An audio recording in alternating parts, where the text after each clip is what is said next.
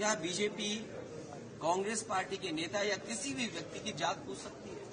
हम और आप लोग कभी व्यवहारिक मजाक करते हैं तो उसमें चलो एक बार को कोई बात मजाक में चली जाए, लेकिन सदन में जो शब्द का इस्तेमाल हुआ था, मुझे तो ये लगता है अनुराग ठाकुर जी को कहा गया है कि 99 बार गाली खा करके आओ आप सदन में, तब आप मंत्री बनोगे।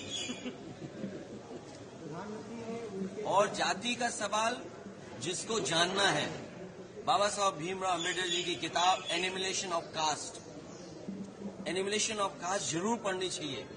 अगर कोई इस सदन में और जिस विचारधारा से हम लोग जुड़े हैं, नेताजी जुड़ रहे, डॉक्टर राममनोहर लोहिया जी की विचारधारा को लेकर के जा रहे हैं, उन्होंने जाति तोड़ो की बात कही थी। इनके पास अगर कोई व्यवस्था हो जिससे जाति तोड़ी जा सके, बीजेपी के लोग बताएं कि जाति तोड़ो आंदोलन जो डॉक्टर राममनोहर लोहिया जी ने चलाया था और समाज में एक परिवर्तन लाने की कोशिश की थी, क्या जाति तोड़ो आंदोलन का उनके पास कोई दूसरा है विकल्प?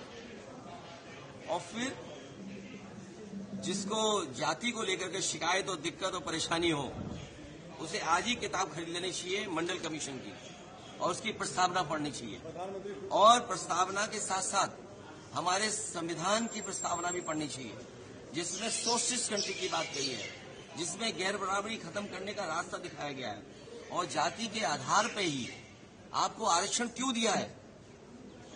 आरक्षण इसीलिए दिया कि हम जाति के आधार पर हम गरीब हैं। तो अगर ये मांग हो रही है कि जाति जनगणना हो तो कोई गलत नहीं है। हमारे बहुत सारे फैसले और बहुत सारी नीतियां तभी अच्छी बनेंगी जब जाति जनगणना हो जाए और समाज को ये पता लगे कौन कितनी आबादी का है, उसको उस हक और सम्मान के साथ उसको उसमें मिल जाए। और सबसे बड़ी बात है, भारतीय जनता पार्टी के लोग घबराए हुए पीडीए की लड़ाई से। ये पीडीए से घबराए हुए हैं, क्योंकि एनडीए को अगर किसी ने पटका है तो पीडीए ने पटका है। और जो लोग कहते थे एम बाई गठबंधन, हमारे पीडीए ने एम बाई को हराने का काम किया है। इसका जवाब उनके पास नहीं है। प्रधानमंत्री